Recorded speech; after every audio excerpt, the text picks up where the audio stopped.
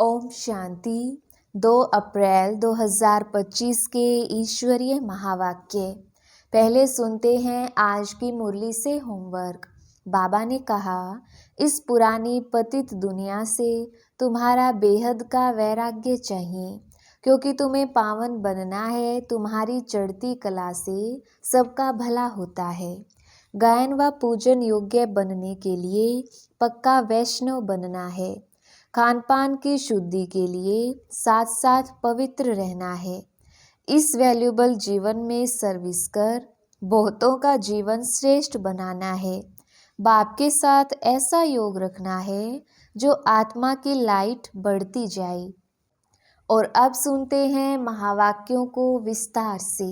मुरली का सार। मीठे बच्चे, इस पुरानी पतित दुनिया से तुम्हारा बेहद का वैराग्य चाहिए, क्योंकि तुम्हें पावन बनना है। तुम्हारी चढ़ती कला से सबका भला होता है। प्रश्न।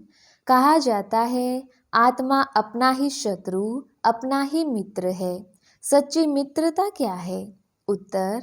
एक बाप की श्रीमत पर सदा चलते रहना, यही सच्ची मित्रता है। सच्ची मित्रता है एक बाप को याद कर पावन बनना और बाप से पूरा वर्षा लेना। यह मित्रता करने की युक्ति बाप ही बतलाते हैं। संगम युग पर ही आत्मा अपना मित्र बनती है। गीत। तूने रात गवाई। ओम शांति। यूं तो यह गीत है भक्ति मार्ग के। सारी दुनिया में जो गीत गाते हैं व शास्त्र पढ़ते हैं, तीर्थों पर जाते हैं, वह सब है भक्ति मार्ग। ज्ञान मार्ग किसको कहा जाता है, भक्ति मार्ग किसको कहा जाता है, ये तुम बच्चे ही समझते हो। वेद शास्त्र उपनिषद आदि यह सब है भक्ति के। आधा कल्प भक्ति चलती है और आधा कल्प फिर ज्ञान की प्रारब्ध चलती है। भक्ति करते करते उतरना ही है। 84 पुनर्जन्म लेते नीचे उतरते हैं। फिर एक जन्म में तुम्हारी चढ़ती कला होती है। इसको कहा जाता है ज्ञान मार्ग। ज्ञान के लिए गाया हुआ है 1 सेकंड में जीवन मुक्ति। रावण राज्य जो द्वापर से चला आता है वह खत्म हो, फिर राम राज्य स्थापन होता है। ड्रामा में जब तुम्हारे 84 जन्म पूरे होते हैं, तब चढ़ती कला से सबका भला होता है। यह अक्षर कहाँ न कहाँ किसी शास्त्रों में है। चढ़ती कला सर्व का भला, सर्व की सद्गति करने वाला तो एक ही बाप है ना। सन्यासी उदासी तो अनेक प्रकार के हैं, बहुत मत मतांतर हैं। जैसे शास्त्रों में लिखा है कल्प की आयु लाखों वर्ष, अब शंकराचार्य की मत निकली 10,000 वर्ष। कितना फर्क हो जाता है। कोई फिर कहेगा इतने हजार। कलयुग में है अनेक मनुष्य, अनेक मतें, अनेक धर्म। सतयुग में होती ही है एक मत। यह बाप बैठ तुम बच्चों को सृष्टि के आदि मध्य अंत का नॉलेज सुनाते हैं। इस सुनाने में भी कितना समय लगता है, सुनाते ही रहते हैं। ऐसे नहीं कह सकते पहले क्यों नहीं यह सब सुनाया। स्कूल में पढ़ाई नंबरवार होती है। छोटे बच्चों को ऑर्गन्स छोटे होते हैं तो उनको थोड़ा सिखलाते हैं। फिर जैसे जैसे ऑर्गन्स बड़े होते जाएंगे, बुद्धि का ताला खुलता जाएगा, पढ़ाई धारण करते जाएंगे। छोटे बच्चों की बुद्धि में कुछ धारणा हो ना सकी, बड़ा होता है तो फिर बैरिस्टर जज आदि बनते हैं। इसमें भी ऐसे है। कोई की बुद्धि में धारणा अच्छी होती है। बाप कहते हैं मैं आया हूँ पतित से पावन बनाने, तो अब पतित दुनिया से वैराग्य होना चाहिए। आत्मा पावन बने तो फिर पतित दुनिया में रह ना सके। पतित दुनिया में आत्मा भी पतित है, मनुष्य भी पतित हैं। पावन दुनिया में मनुष्य भी पावन, पतित दुनिया में मनुष्य भी पतित रहते हैं। यह है ही रावण राज्य। यथा राजा रानी तथा प्रजा। यह सारा ज्ञान है बुद्धि से समझने का। इस समय सभी की बाप से है विपरीत बुद्धि। तुम बच्चे तो बाप को याद करते हो, अंदर में बाप के लिए प्यार है। आत्मा में बाप के लिए प्यार है, रिगार्ड है, क्योंकि बाप को जानते हैं। यहाँ तुम सम्मुख हो, शिव बाबा से सुन रहे हो। वह मनुष्य सृष्टि का बीज रूप, ज्ञान का सागर, प्रेम का सागर, आनंद का सागर है। गीता ज्ञान दाता परमपिता त्रिमूर्ति शिव परमात्मा वाच। त्रिमूर्ति अक्षर जरूर डालना है, क्योंकि त्रिमूर्ति का तो गायन है ना। ब्रह्मा द्वारा स्थापना, तो जरूर ब्रह्मा द्वारा ही ज्ञान सुनाएंगे। श्री कृष्ण तो ऐसे नहीं कहेंगे कि शिव भगवानुवाच। प्रेरणा से तो कुछ होता नहीं, ना उनमें शिव बाबा की प्रवेशता हो सकती है।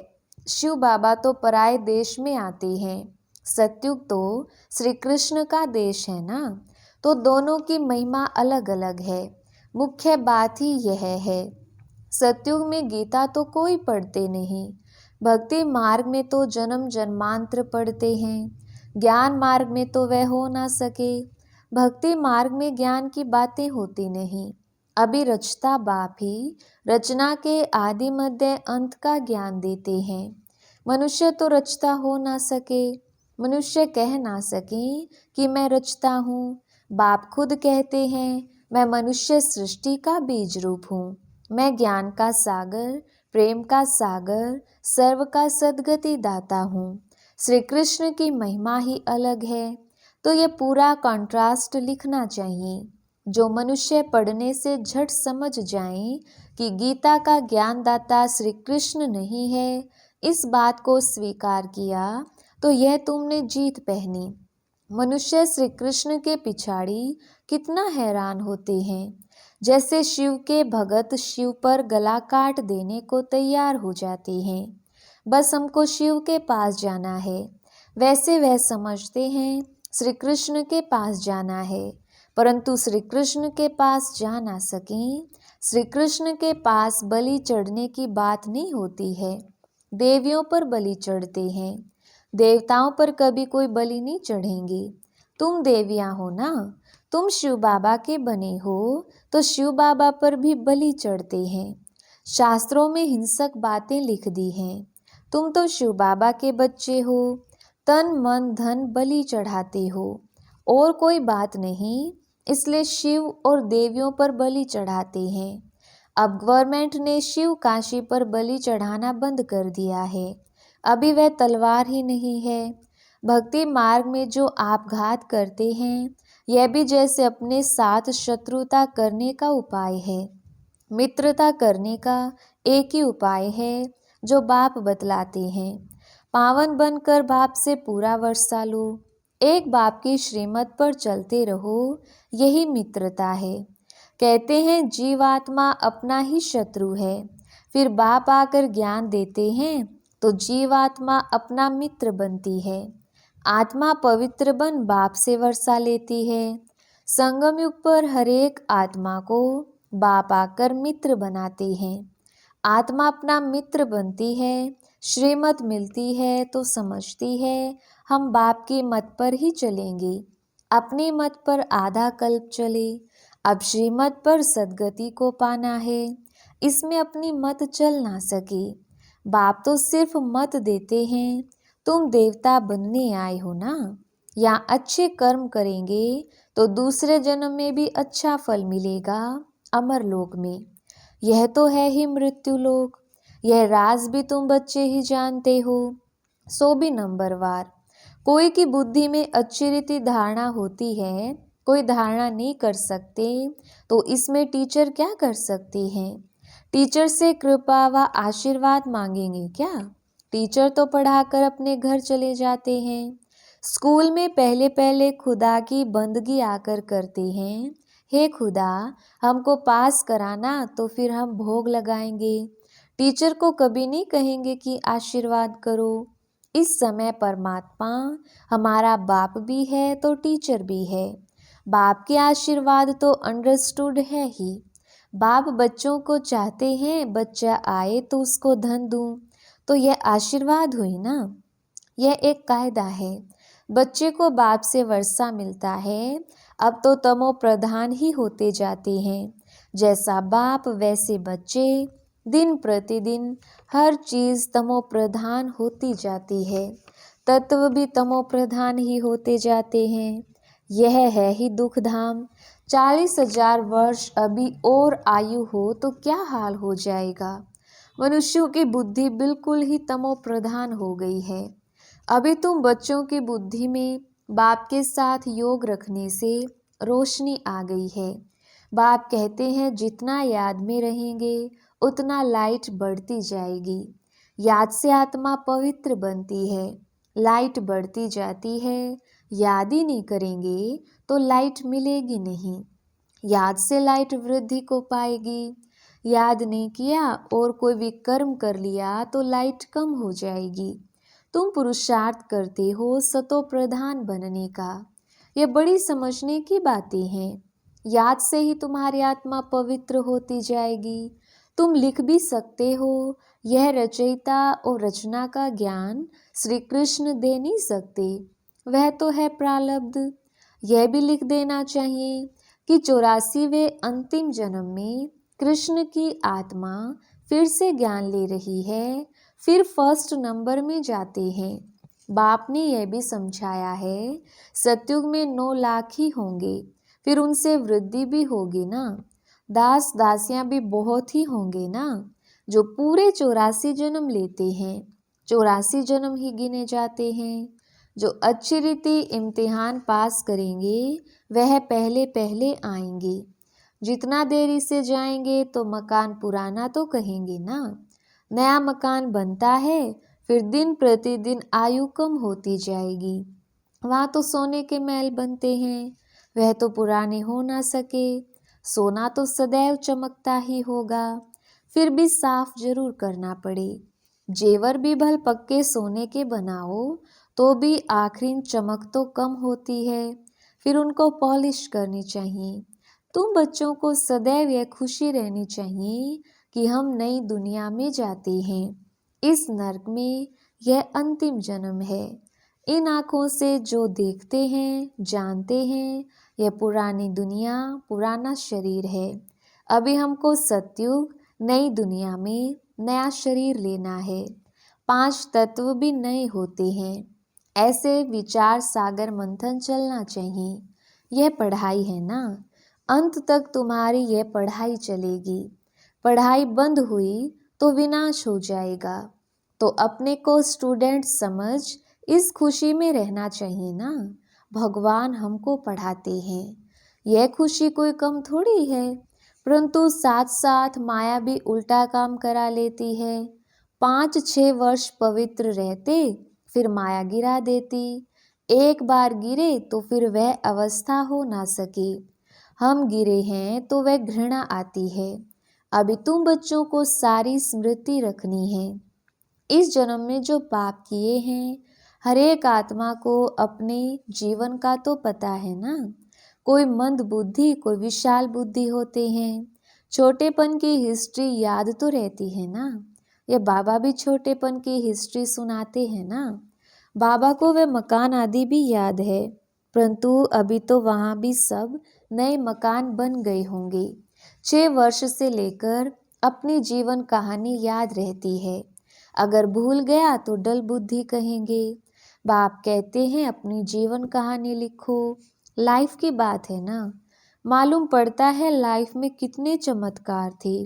गांधी नेहरू आदि के कितने बड़े बड़े वॉल्यूम बनते हैं। लाइफ तो वास्तव में तुम्हारी बहुत वैल्यूबल है। वंडरफुल लाइफ यह है। यह है मोस्ट वैल्यूबल अमूल्य जीवन। इनका मूल्य कथन नहीं किया जा सकता। इस समय तुम ही सर्विस करते हो, यह लक्ष्मी नारायण कुछ भी सर्विस नहीं करते। तुम्हारी लाइफ बहुत वैल्यूबल है, जबकि औरों का भी ऐसा जीवन बनाने की सर्विस करते हो। जो अच्छी सर्विस करते हैं वह गायन लायक होते हैं। वैष्णव देवी का भी मंदिर है ना। अभी तुम सच्चे सच्चे वैष्णव बनते हो। वैष्णव माना जो पवित्र हैं। अभी तुम्हारा खान पान भी वैष्णव है। पहले नंबर के विकार में तो तुम वैष्णव हो ही। जगत अम्बा के ये सब बच्चे ब्रह्मा कुमार कुमारियां हैं ना। ब्रह्मा और सरस्वती बाकी बच्चे हैं उनकी संतान। नंबरवार देवियां भी हैं जिनकी पूजा होती है। बाकी इतनी भुजाएं आदि दी हैं वह सब हैं फालतू। तुम बहुतों को आप समान बनाते हो तो भुजाएं दे दी हैं। ब्रह्मा को भी 100 भुजा वाला 1000 भुजा वाला दिखाते हैं। ये सब भक्ति मार्ग की बातें हैं। तुमको फिर बाप कहते हैं दैवी गुण भी धारण करने हैं। किसको भी दुख ना दो, किसको उल्टा सुल्टा रास्ता बताए सत्यानाश ना करो। एक ही मुख्य बात समझानी चाहिए कि बाप और वर्षे को याद करो। अच्छा, मीठे मीठे सिकिलदे बच्चों प्रति माता पिता बाप दादा का याद प्यार और गुड मॉर्निंग। रूहानी बाप की रूहानी बच्चों को नमस्ते। हम रूहानी बच्चों की रूहानी बाप दादा को याद प्यार गुड मॉर्निंग और नमस्ते जी। धारणा के लिए मुख्य सार। पहला पॉइंट, गायन व पूजन लायक बनने के लिए पक्का वैष्णव बनना है। खान पान की शुद्धि के साथ साथ पवित्र रहना है। इस वैल्यूबल जीवन में सर्विस कर बहुतों का जीवन श्रेष्ठ बनाना है। दूसरा पॉइंट, बाप के साथ ऐसा योग रखना है जो आत्मा की लाइट बढ़ती जाए। कोई भी विकर्म कर लाइट कम नहीं करना है। अपने साथ मित्रता करनी है। वरदान, स्व स्थिति की सीट पर स्थित रहे परिस्थितियों पर विजय प्राप्त करने वाले मास्टर रचता भव।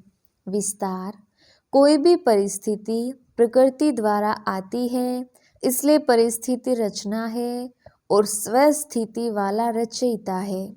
मास्टर रचता व मास्टर सर्वशक्तिवान कभी हार खा नहीं सकते, असंभव है।